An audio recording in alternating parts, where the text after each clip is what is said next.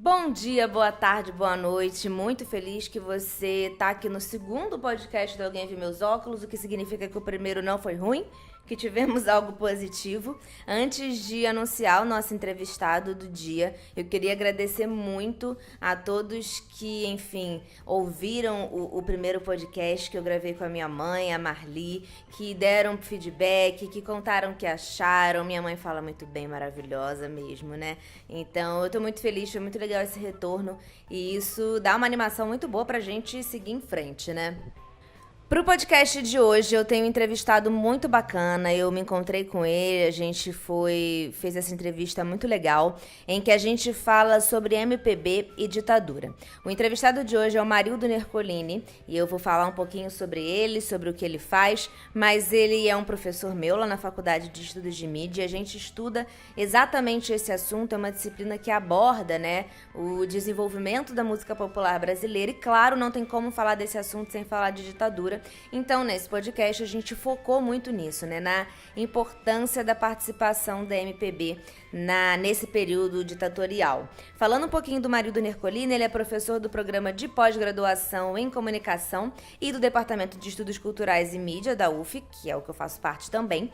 Ele é mestre em Sociologia pela Universidade Federal do Rio Grande do Sul, com a dissertação Artista Intelectual, a voz possível em uma sociedade que foi calada, um estudo sociológico sobre a obra de Chico Buarque e Caetano Veloso no Brasil dos anos 60.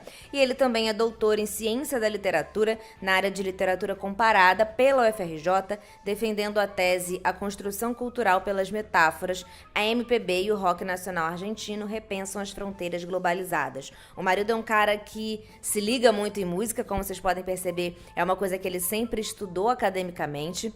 É um cara que tá muito ligado, não só no que já foi feito na música, mas no que é feito e no continuará sendo feito, né? Ele tá sempre atento, ele sabe o que tá rolando por hoje em dia. Então eu deixo vocês com essa entrevista muito bacana que a gente fez lá com o Marildo Nercolini. Obrigada, valeu e até a próxima! Muito obrigada, Marildo, ter aceitado aqui o convite pra gente falar sobre um assunto que parecia que era algo passado e agora se mostra tão pertinente, né? A gente falar sobre MPB e ditadura, falar desse período. Fico muito feliz de ter aceitado o convite.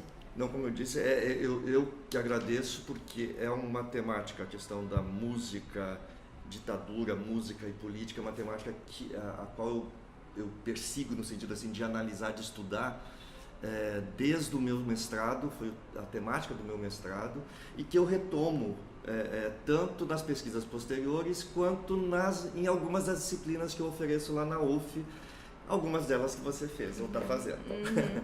Então eu que agradeço poder falar sobre isso, que é um tema que me interessa muito. Pois é, a gente está fazendo lá na UF esse semestre uma disciplina que foca muito nisso, né, de MPB, esse período da ditadura, a importância, e também foi um dos motivos de eu ter pensado muito em você para essa entrevista, porque a gente está vivendo um momento atualmente que tem uma grande perseguição aos professores. Você é um professor universitário de uma área de humanas que é ainda mais perseguida. Formado em ciências sociais Olha também. Olha só, pelo amor de Deus, não tem como. Tem uma perseguição aos jornalistas, eu sou jornalista, tem uma perseguição aos artistas, e isso aconteceu no período da ditadura militar, naquele período pré e pós 64, né? Por que você acha que isso aconteceu e o que o artista, e no nosso caso falando especificamente dos músicos, eles significam e significaram nesse contexto? Pois é, se a gente lembrar um pouco historicamente, 64, quando se implanta a ditadura militar, inicialmente até as artes, elas puderam continuar a fazer seu trabalho, tanto as artes plásticas, cinema, música, mas em 68, quando é decretado o ato institucional número 5, aí a repressão às artes ficou mais forte. Não é que não tinha antes, já tinha, mas inicialmente a ditadura vai perseguir sobretudo movimento trabalhador, né? Vou dizer, as lideranças estudantis, lideranças sindicais e as lideranças políticas de esquerda. Em 68, essa repressão passa a acontecer muito fortemente em torno das artes. Porque, cara, acho que eles começaram a se dar conta de que essa resistência via arte, né, tanto naquele período havia uma confluência, né? Esses artistas, tanto cantores, compositores, atores, atrizes, diretores de teatro, diretores de cinema, havia uma confluência, haviam objetivos em comum, né? Tinha um inimigo em comum, a ditadura, os militares no poder, e havia o desejo pelo retorno da democracia que une essas mais diferentes expressões artísticas, esses diferentes sujeitos ligados à arte, né? E começar, como a arte tem uma coisa que eu acho maravilhosa, que ela, ao mesmo tempo que ela dá conta do momento em que está se vivendo, né? E a arte consegue, o artista consegue fazer isso, né? E a música consegue fazer isso muito bem no Brasil. Quer dizer, ela dá conta do contexto em que esse artista vive, que as pessoas estão vivendo, mas também não só dá conta, não só reflete sobre o que está acontecendo, ela também, essa arte acaba influenciando ou exercendo um papel importante como sujeito, modificando, transformando. Quer dizer, quando os militares os ditadores se dão conta de que esses artistas, via peça de teatro, via música, e no caso do Brasil a música tem um poder muito grande, né? A música popular tem um poder muito grande. Eu sempre digo para os meus alunos que dá para contar a história do Brasil via música, né? Então, quando eles se dão conta de que isso está fazendo que as pessoas repensem, que as pessoas reflitam, era uma maneira de fazer uma crítica ao que estava se passando, dizer, tem que reprimir, né? E aí você tem uma censura a muitos dos compositores, dos artistas, a censura de letras, de músicas, e você tem a prisão de alguns e você tem o exílio de outros, exatamente, quer dizer, era uma censura ao que eles produziam quanto ao que eles eram. Pois é, como você falou, o ato institucional número 5, ele foi ali decretado em 68, tinham vários direitos do cidadão que foram exterminados ali, suspensos, e essas manifestações de cunho político que incluía as artes, e aí, enfim.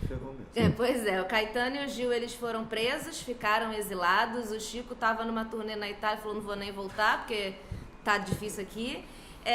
Conta um pouquinho, se você sabe, né, algumas histórias dessa época, o que aconteceu ali, como que esses artistas eles estavam sendo vistos por aqui? O povo ele recebia, quem não recebia eram os militares? Recebia como? Eles eram bem vistos pela população, como é que era isso? Assim? Pois é, porque se a gente lembrar dessas figuras que você comentou, algumas delas, né, Chico, Caetano, Gil, mas aí é legal lembrar uma série de pessoas que estiveram nessa construção do que passou a se chamar a música popular brasileira, né?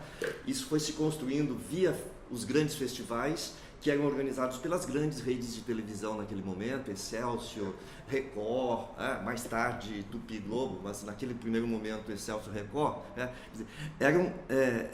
eram artistas que conseguiram uma projeção bastante grande em função desses festivais, quer dizer, as pessoas conheciam o trabalho que eles faziam, né? Eu sempre comento que, por exemplo, Chico Buarque, quando ganha com a banda, era um ídolo massivo, né? Era um ídolo massivo. Ou Elis Regina, que tinha também, além de participar dos festivais, tinha um programa musical na televisão com muito boa audiência, né? Quer dizer, as pessoas os conheciam. Talvez não vendessem tanto, por exemplo, quanto naquele momento Roberto Jovem Guarda, né?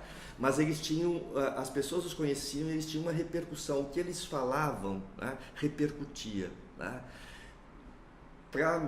Vou dizer, as pessoas ficavam esperando um novo disco, que era disco mesmo, né?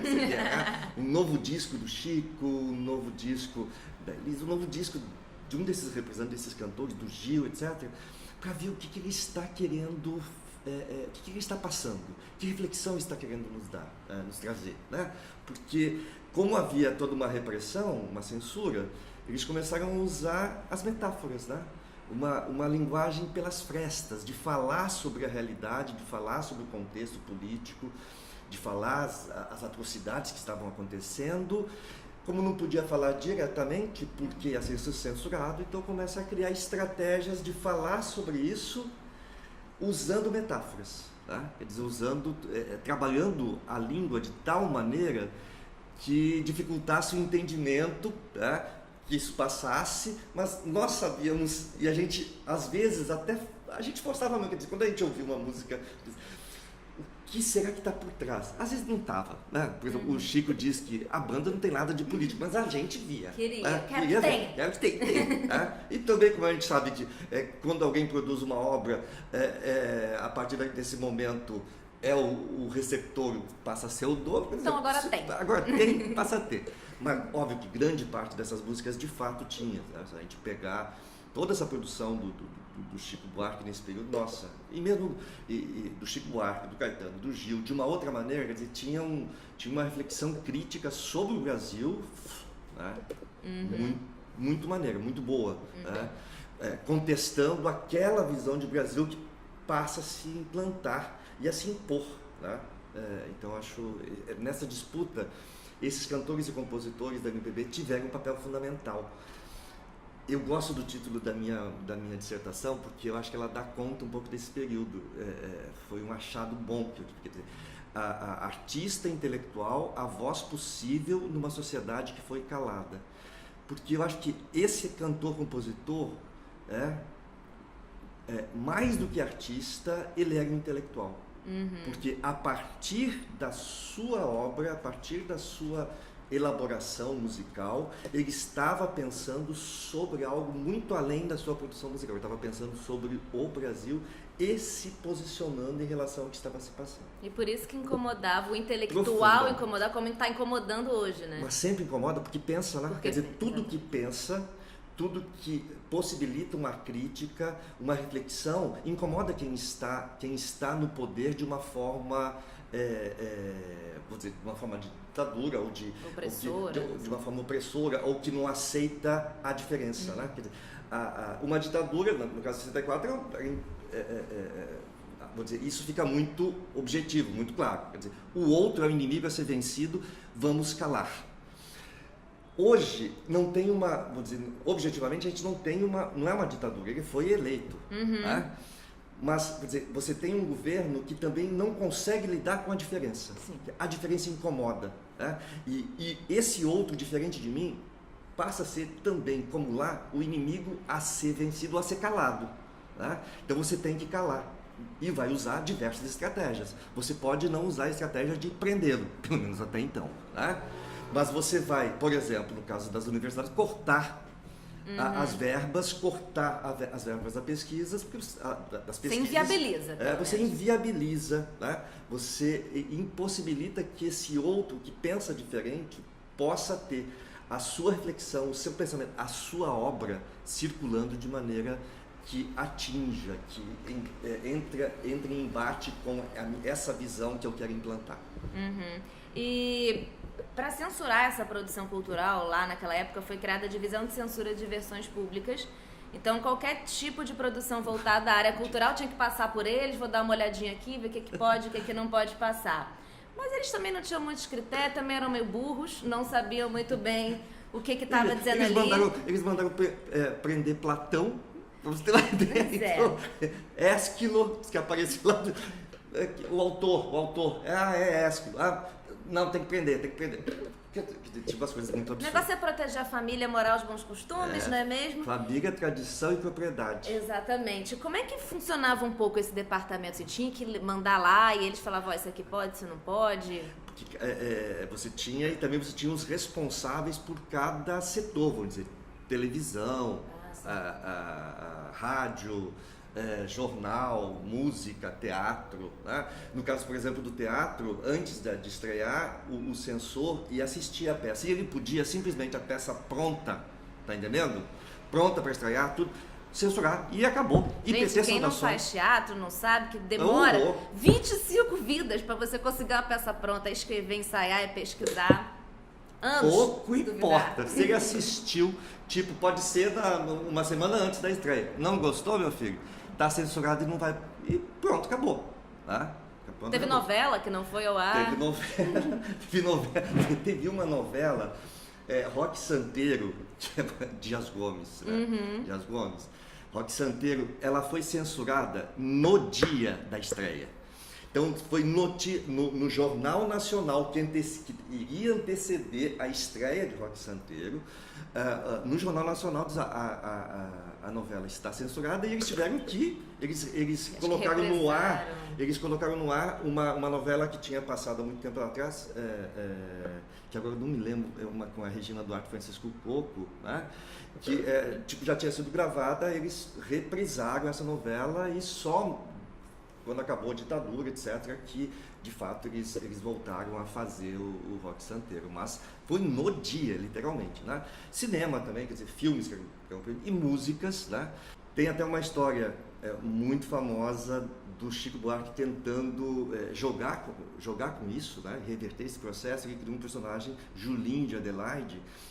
Inclusive, esse Julinho, tal Julinho da Adelaide, dava entrevista para revistas, dava entrevistas para jornais, né?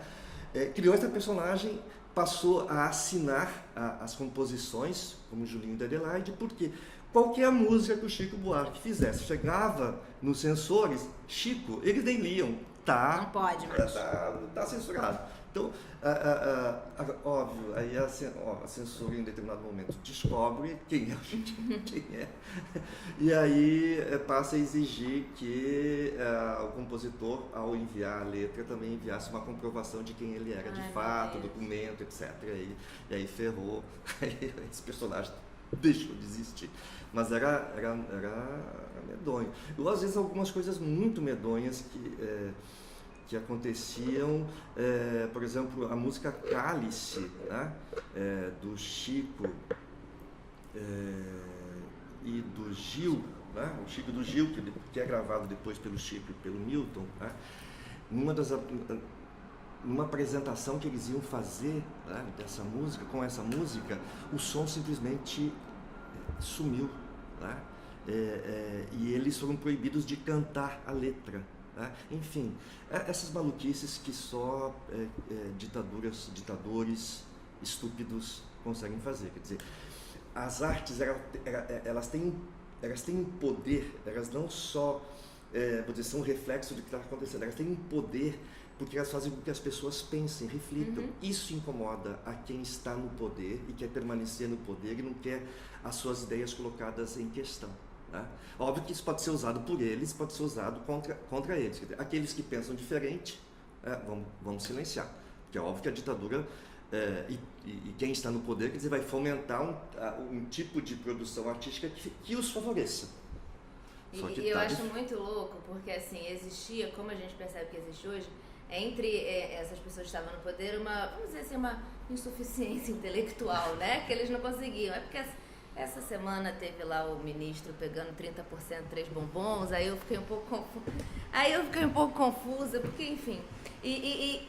Fora esse mesmo ministro chamando Kafka de Kafta. Kafta. Então, realmente, muitas coisas acontecem, então a gente fica vendo muita semelhança. Então, era possível ainda você fazer uma música que você fizesse uma brincadeira do pai, afasta de mim esse cálice, que na verdade o cálice era de calar-se, né? De calar-se. E até que se percebesse o problema demorava, né? Assim, porque era realmente isso. E como a gente vê hoje em dia, é quase você ficar orgulhoso porque você não estudou, né? E, enfim, é um elogio. Hoje parece que você tem um elogio à burrice, né? Ou à falta de informação, ou não conhecimento, né? Quer dizer, ter informação, ter conhecimento de fato, ou não, e não criá-los como o outro lá tá fazendo e tem feito muito bem, né? Quer dizer, inventar histórias, inventar dados, né? Questionar o que para nós, quer dizer, são coisas, nossa, surreais. Alguém questionar, sei lá, que a Terra gira ao redor do Sol. Tipo assim. É muita loucura. Tem coisas muito malucas acontecendo, né? Agora, óbvio, também é interessante a gente lembrar que eles não são todos que têm esse nível de falta de conhecimento, né? Você tem gente muito inteligente criando estratégias para que isso prolifere. Sim. Você tinha lá, na década de 60, e a ditadura se implanta, né? você tinha gente muito esperta, muito inteligente, articulando, organizando as coisas, tá? E hoje você também tem, quer dizer, porque se a gente cair nessa que eles são todos burrinhos, eles não são, não. Eles não teriam chegado onde chegaram, se fossem burrinhos, né? Eles têm um tipo de esperteza e estão sabendo usá-la muito bem. Então a gente tem que ser mais esperto, a gente tem que se antenar e criar estratégias para superar esse elogio à burrice, porque às vezes eles não querem se passar, fazem um elogio da burrice, mas de uma forma como estratégia, usando muita inteligência para criar esse elogio da burrice. Verdade. Aí acho mais medonho ainda, né? Verdade. E aí tem algumas figuras que, pelo amor de Deus, tipo o filósofo, astrólogo, que eu me recuso a dizer o nome desse animalzinho lá, com perdão aos animais, né? Esse que vive nos Estados Unidos. O grande guru intelectual dessa direita brasileira recente. Senhores, aí não dá. É muito complicado. Aí não dá. E assim como hoje, né, naquela época lá na ditadura que começou em 64, existiu uma exacerbação do nacionalismo, né? E o Brasil acima de tudo, essas coisas assim, né, que a gente vê hoje em dia, isso existia muito também. E nesse período de falar muito de Brasil e tudo mais, o que significou a Tropicália nesse momento, que unia os ritmos nacionais, mas usava uma guitarra elétrica que pessoas, inclusive de dentro da própria MPB, achavam que era você estar se entregando a coisas internacionais. O que significou a Tropicália nesse contexto? Pois é, que aí é interessante pensar que era um período, de fato, em que a questão do nacionalismo era muito forte, né? Quer dizer, tinha um lema da ditadura que é Brasil, ame ou deixe-o, né? Quer dizer, ou você está com a gente, ou você apoia, e meio que eles querem se apoderar dessa ideia de Brasil. Quem sabe, quem conhece Brasil, somos nós, né? Meio que se apropria também de todas as simbologias, né? De todos esses, da bandeira, do verde e amarelo, do hino, e isso muito parecido com o que está se passando hoje de novo, né? É óbvio, por exemplo, que essa geração dos 60 da MPB, e não é por nada também que se chama música popular brasileira, eles estavam querendo se conectar com o Brasil, estavam querendo pensar o Brasil, quem somos, para onde vamos, o que queremos, quer dizer, eles tinham uma ideia e tinham uma defesa de Brasil, né? Tinha uma utopia em torno de Brasil, né? Que vai estar presente e que entra em disputa com essa visão de Brasil que os militares e a ditadura estavam querendo implantar, tá? Quer dizer, isso é muito legal pensar. O que você me pergunta sobre a Tropicália, aí eu acho, nossa, a Tropicália teve um papel fundamental, não só em termos musicais, em termos da cultura brasileira, tá? Porque é uma proposta de repensar quem nós somos, tá? De repensar a questão da nacionalidade, da identidade nacional em outros termos, tá? E aí, lembrar um pouco de com quem eles dialogaram, né? E do resgate que eles fazem, por exemplo, da antropofagia, lá dos modernos, nos ajuda a entender, né? Porque eles não estavam a fim de se fechar em torno de um nacionalismo, né? Ai, a gente se basta a si mesmo, né? O Brasil é o máximo, coisa chata, né? Quer dizer, está acontecendo milhões de coisas lá fora, né?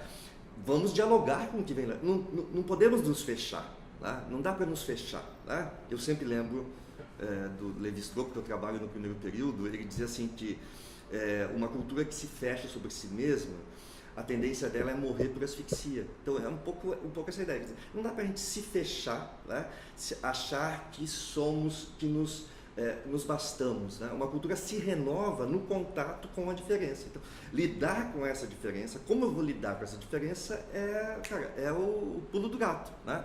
E a forma como a Tropicália propõe trabalhar com essa diferença é um pouco isso, quer dizer, antropofagicamente você, ao dialogar, você alimentar-se do que de melhor esse de fora produz e transformar isso, né, em seu, quer dizer, dar essa coloração, vamos dizer, local, sem deixar de dialogar. Você incorpora e dá o seu jeito àquilo que vem de fora. Quer dizer, você se renova, né? E no caso, por exemplo, da incorporação da guitarra, não é simplesmente a incorporação de um instrumento musical, era o diálogo que eles estavam dispostos e fizeram com o rock. Quer dizer, esse gênero musical que dos anos 60, a juventude do mundo passa a incorporar como sendo o gênero que nos representa, né? É a maneira como nós queremos que essa boa parte dessa juventude que estava circulando Estados Unidos, Europa, nas Américas, América Latina também, quer dizer, é a maneira como nós vamos nos expressar, tá? Ou queremos nos expressar, tá? Então eles resolvem, não, vamos dialogar com isso aí. É algo que está surgindo, que tem um peso, que tem importância, por que não? Que é uma das músicas uma das partes da letra de Alegria, Alegria, do Caetano. Por que não? Por que nos fecharmos? Tá? E não foi um processo fácil, né? Porque o Gil, por exemplo, quando ele foi cantar o Domingo no Parque, ele chamou os Mutantes para cantar com ele, e aí que tocavam, né, rock e tal, vamos cantar. Ele mesmo falou, o que eu tô fazendo? Não quis sair do hotel, falou, não vou cantar esse negócio porque vão jogar ovo em mim, pelo amor de Deus. Tiveram que ir lá chamar. E ele foi também muito criticado por todo mundo, né? Seja os amigos e os inimigos, né? E foi uma bater de frente, né? Foi um embate grande, porque o que se passou com a Tropicália é que eles sofreram, vamos dizer, sofreram tanto pressão da direita, né, dos mais conservadores, tá? Porque a sua forma de vestir, as suas letras, o ser e estar no mundo do jeito que eles propunham, a aparência dele já era muito desafiadora. Incomodava profundamente, quer dizer, colocar em questão, trazer em questão a sexualidade, trazer em questão a relação homem-mulher, isso incomodava profundamente os mais conservadores. A esquerda, eles sofreram uma pressão em função dessa proposta, tá? Vamos dizer assim, mais musical, ligada à MPB, essa MPB que surge nos festivais, que tinha uma noção de, vou dizer, de um nacionalismo, de uma postura política mais explícita, e que dizia que, cara, nós precisamos primeiro trazer a revolução na economia, né? A revolução na sociedade como um todo. Depois a gente pensa nesses outros detalhes, né? Na relação homem-mulher, nesse cotidiano. E a Tropicália vai dizer, não, a revolução tem que ser a revolução mesmo, ela vai atingir o macro e o micro. Eu não posso esquecer essas relações micro. Tá? Eu não posso esquecer do corpo, eu não posso esquecer da relação homem-mulher. Quer dizer, a Tropicália incorpora ou amplia a discussão sobre o que é ser Brasil, tá? O que é ser brasileiro, quer dizer, incorpora elementos que essa MPB que tinha surgido meio que deixava de lado, tá? Isso tanto em termos de ideias quanto na prática musical, na criação musical, porque eles vão dialogar, musicalmente falando, eles vão dialogar, por exemplo, com Carmen Miranda, com Vicente Celestino, que diz assim, isso faz parte do Brasil também. Vão dialogar, óbvio, com Tom Jobim, vão dialogar com Bossa Nova, né? Vão dialogar com a Bossa Nova no sentido de toda essa proposta de modernização da música brasileira, mas resgatando o samba, resgatando essa música mais brega, vamos dizer assim, isso também faz parte do Brasil, né? É banda e Carmen Miranda, o Caetano vai dizer em Tropicália, né? Quer dizer, nós somos um país construído numa diversidade absurda. Então, essa criação musical precisa dar conta dessa diversidade, não vamos fechar só nisso, vamos dialogar com isso também. E tinha uma certa rivalidade, e que a gente já meio que acaba falando isso quando fala da Tropicália, entre a MPB e a Jovem Guarda, né? E tinha, um dos muitos motivos era que o pessoal da Jovem Guarda, Roberto, Erasmo, Vanderleia, não tinha um posicionamento político claro, estavam cantando de romances e amores enquanto o mundo estava se acabando. Fala um pouquinho pra gente dessa situação. Eu lembro. Cara, interessante que quando eu fiz a minha dissertação de mestrado, eu ainda tinha uma posição muito contrária, muito crítica à Jovem Guarda também. Então, meto pau na... Mas depois é interessante rever um pouco essa proposta da Jovem Guarda. É óbvio que o grande problema da MPB em relação à Jovem Guarda passava por essa questão política, né? Eles não assumiam uma posição política diante da ditadura, diante da repressão, né? Uma posição explícita, que naquele momento eles achavam, e de fato era fundamental, né? Não tem como não se posicionar quando esse inimigo está querendo nos dizimar e impedir que nós façamos, que nós produzamos, que nós falemos, etc. Quer dizer, diante dessa situação não tem como não assumir uma posição, né? Então havia uma crítica muito forte à Jovem Guarda porque não se posicionava politicamente.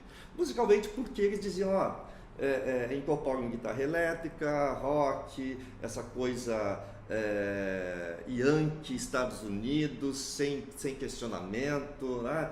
Musiquinha para se divertir e depois, mais tarde, musiquinha romântica, etc. Quer dizer, falta um estofo de pensar a realidade. Quer dizer, isso foi um pouco a grande crítica que a MPB, no geral, fazia, né, à Jovem Guarda, né?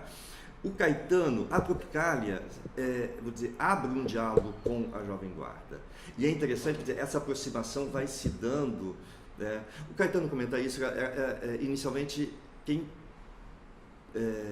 fala para ele que, olha, presta atenção no Roberto Carlos, é a Bethânia, né? Não é por nada que a Bethânia depois vai gravar todo um disco, né, só com músicas do Roberto Carlos, né? Que, aliás, dos discos que ela mais vendeu foi esse, né? Então, há uma proximidade, né? Há um diálogo que a Tropicália estabelece com a Jovem Guarda, sobretudo com o Roberto Carlos, né? E é legal lembrar, historicamente, que quando o Caetano e o Gil eles são obrigados a se exilar, né, e vão para a Inglaterra, o Roberto chega a visitar o Caetano Veloso e ele faz uma música para o Caetano Veloso, né, debaixo dos caracóis dos seus cabelos. Quer dizer, isso emociona profundamente o Caetano. Ele disse que quando ouviu o rei cantando para ele foi às lágrimas e não conseguia parar de chorar, né?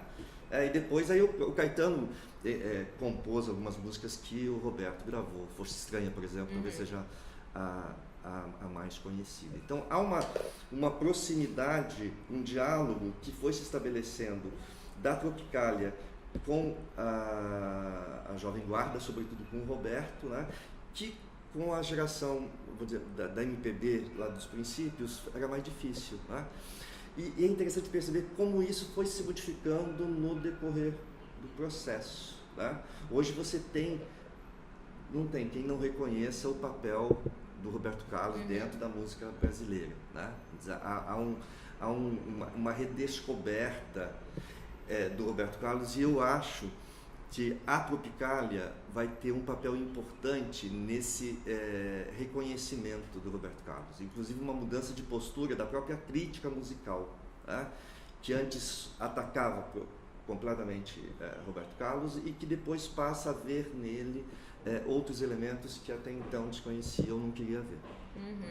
E um outro assunto que a gente também discutiu em sala de aula recentemente, que a música popular brasileira ela surgiu com um potencial de protesto, né, assim, naquela época, um apelo pelas discussões sociais, mas queria vender, tinha uma ideia de mercado, precisava vender, são os cantores, artistas também pagam contas, e a MPB acabou utilizando ao seu favor formas que já existiam de difundir o seu trabalho e teve um papel muito importante em reorganizar esse mercado e novas formas de fazer. Como é que funcionava essa relação entre o engajamento político e o mercado musical mesmo? Vender. Tem que vender. Dava certo isso? Pois é. Que a relação das gravadoras com o pessoal da MPB, aí é bom a gente remontar de novo à época dos festivais, né?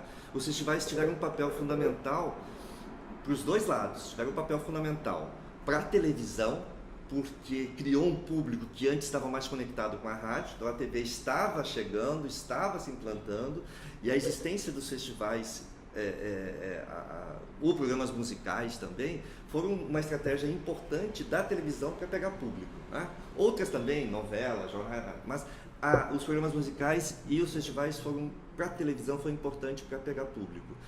Por outro lado, para a música popular brasileira, foi um espaço fundamental para que eles pudessem divulgar o seu trabalho, né? Então, participar de um festival, numa grande rede de televisão como a Record ou a Excelsior, né, era fundamental, porque se tinha uma aprovação popular, se conseguia repercussão de público, e era, nossa, nós vimos, tem, YouTube hoje tem tudo, né? Você tem várias imagens desse período, né?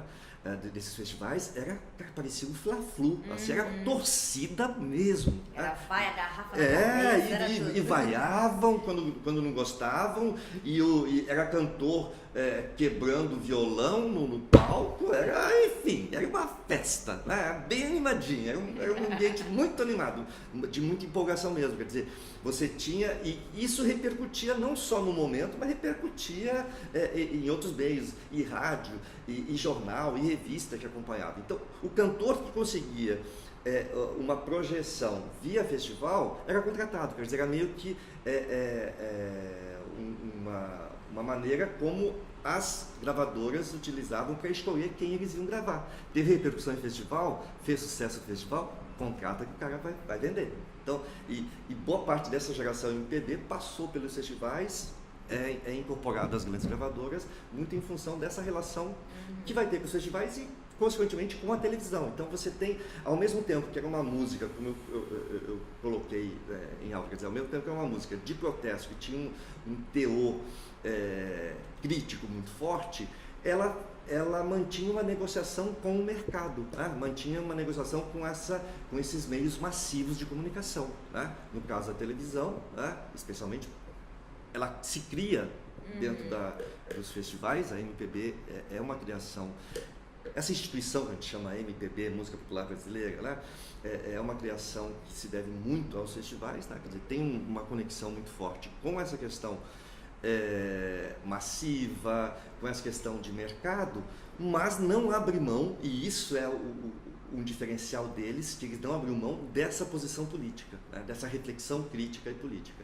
Que para as gravadoras, né, ter um desses grandes nomes contratado dava a elas um prestígio, porque para a crítica musical, a crítica musical especializada, que estava nos grandes jornais, né, JB, Globo, por exemplo, Folha, mais tarde, Estadão, quer dizer, para a crítica musical especializada, né, o padrão de qualidade a partir do qual você julgava as produções que estavam sendo feitas ou que tinham sido feitas, era dada pela Bossa Nova e pela MPB. Né? Então, ter alguém desses grandes nomes contratado pela sua gravadora era sinal de prestígio. Nível, né? Era prestígio. Né? Ter Chico, né? Ter Elis, ter Caetano, ter Gil, ter Tom Jobim, né? Ter Edu Lobo ou Nara Leão, quer dizer, dava muito prestígio. Os discos que eles lançavam podiam não vender imediatamente quanto um disco, por exemplo, da Jovem Guarda, de Roberto Carlos. Né?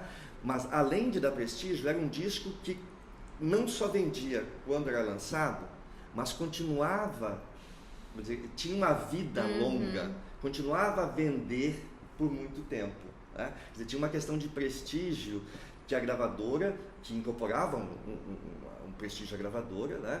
Mas não é que eles perdessem, não. E também tinha aquele jogo de a gente tem Chico, que não vai lançar muitos discos, né? Mas a gente contrata uma série de outros que vão fazer sucesso com uma música só, a gente vai ganhar muito dinheiro com eles para poder patrocinar essa produção mais requintada, que exige mais tempo do Chico, do Caetano, etc. Ou do Edu Lobo, sei lá. Né? É isso. Antes da gente encaminhar aqui para o fim, eu queria chamar um pouco mais a atenção para uma pessoa que é muito importante também nesse período, as músicas que ela canta, e que é Elis Regina, que foi também responsável por trazer à vista, assim, muitos compositores que foram gravados por ela a primeira vez, enfim, descobertos por ela. E ela, enfim, tem momentos aí de altos e baixos, por exemplo, ela foi obrigada a cantar num evento militar, e no filme também da história da vida dela mostra um pouco isso, o que tinha por trás desse fato. Isso gerou muita controvérsia, porque aí os amigos, né, a galera da MPB falou, o que está acontecendo? Que você agora está do lado dos militares, se vendeu, né? E chegou a ser considerada uma apoiadora do regime militar. E aí no final da década de 70 tem quase uma redenção ali, que ela mesma deu voz ao Bêbado Equilibrista, que é uma música de João Bosco Aldir Blanc, que é o hino da anistia, né? Qual foi a importância da Elis, assim, nesse contexto mesmo, diante desses altos e baixos aí? A Elis teve um papel absolutamente fundamental na criação e consolidação da música popular brasileira, tá? Nós estamos falando, por exemplo, em festivais, que teve um papel fundamental, e ela, né, ela ganha o primeiro grande festival com Arrastão, né?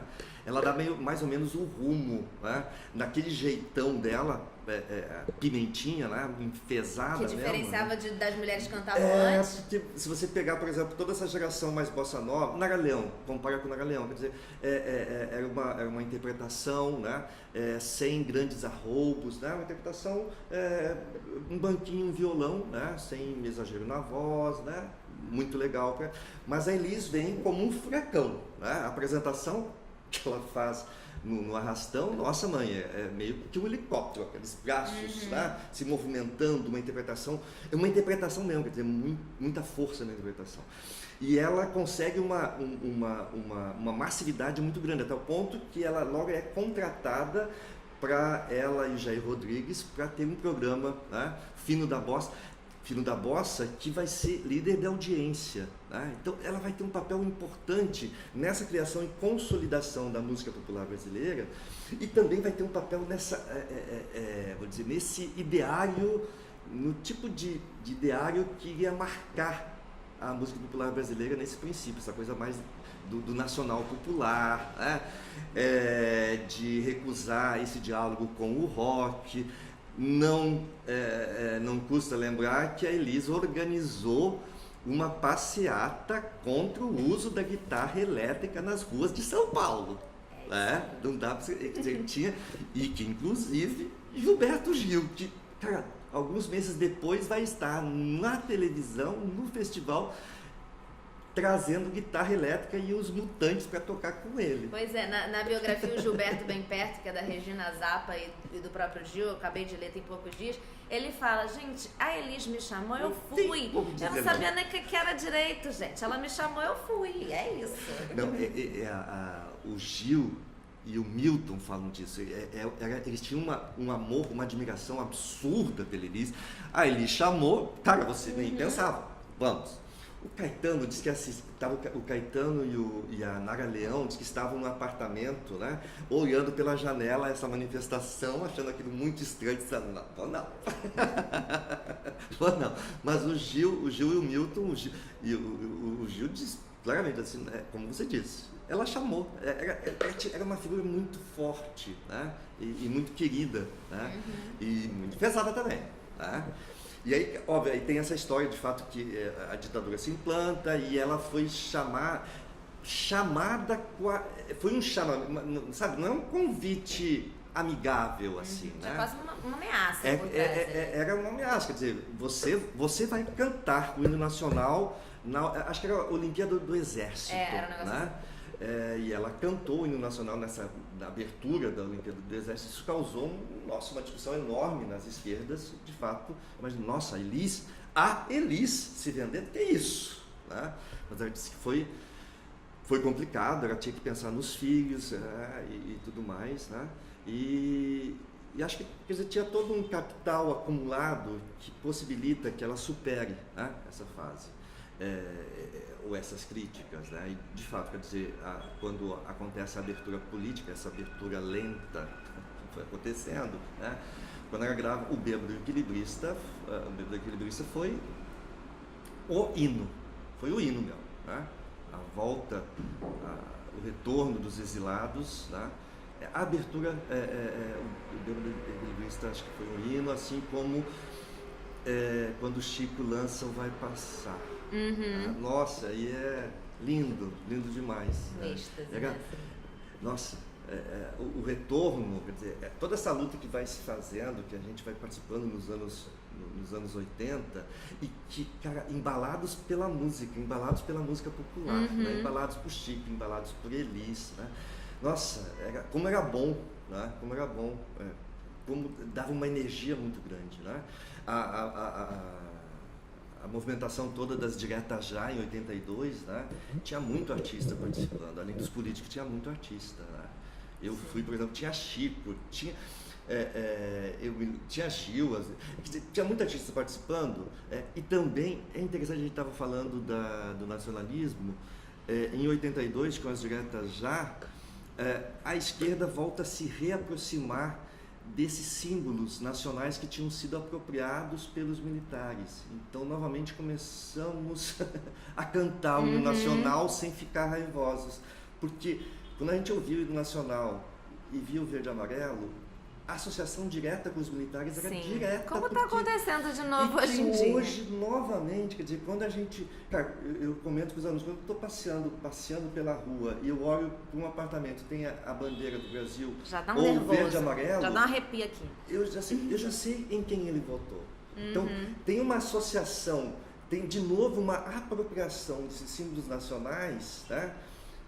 Por quem agora está no poder, que os militares também fizeram lá em 64. E a gente, então, que não compactua com essa forma de pensar, meio que se afasta, né?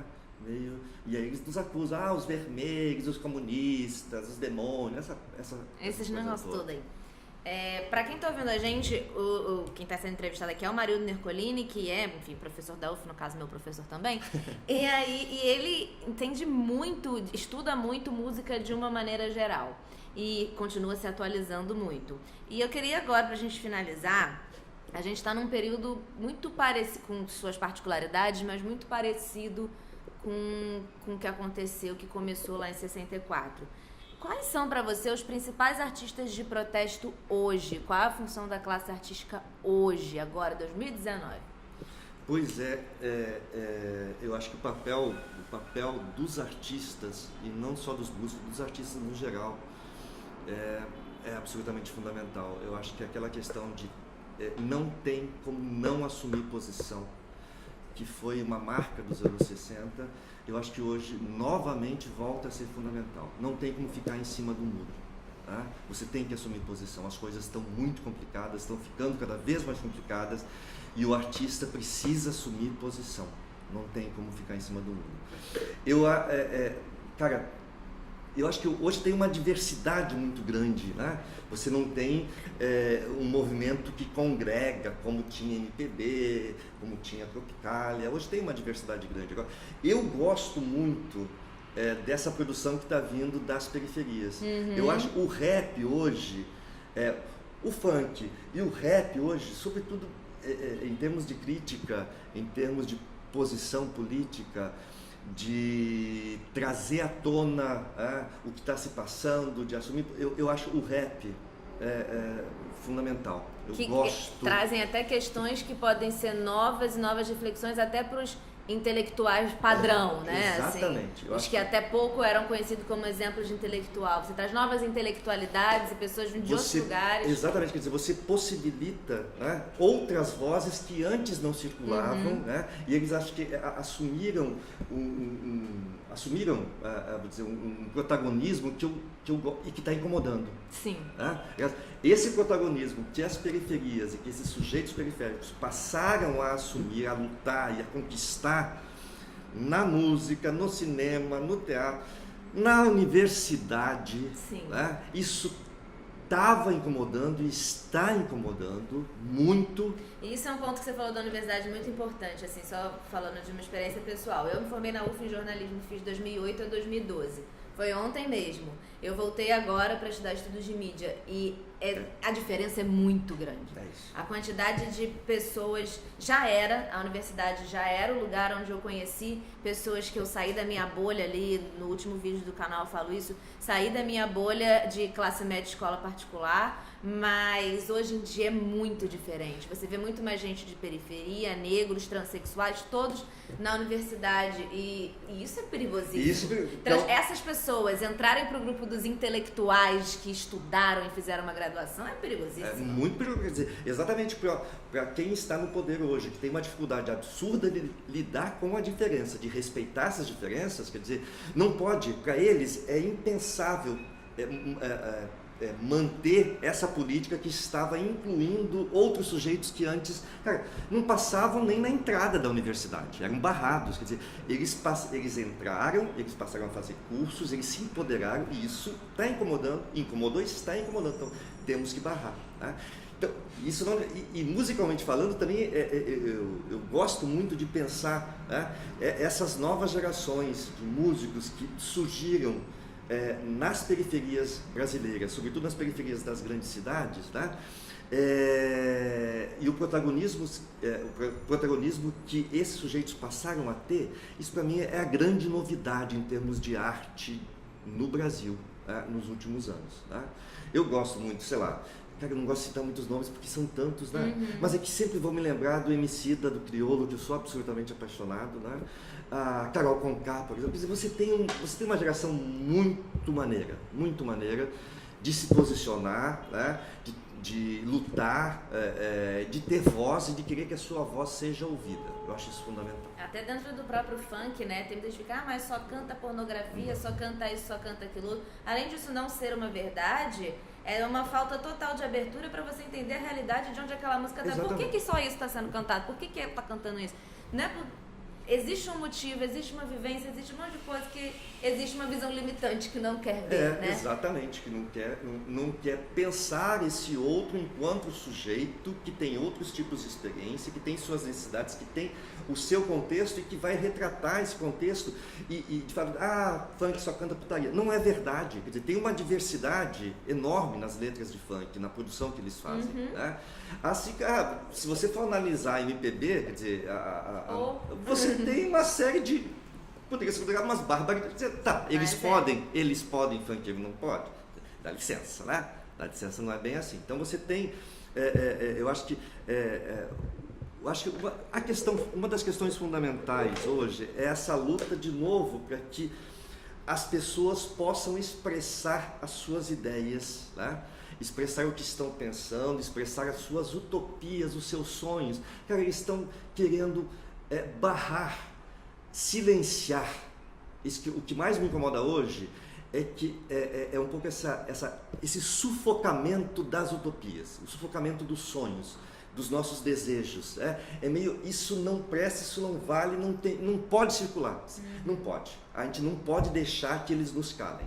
E a gente não pode deixar de sonhar. Porque é isso que nos move, é isso que moveu essa geração 60 e a gente não pode deixar que eles calem nossos sonhos, os nossos desejos, as nossas necessidades. Né? Ai, gente, é isso. Ai, fiquei até emocionada. É um pouco isso. E é muito, sei lá, muitas coisas poderiam ser ditas, vou deixar para outras entrevistas.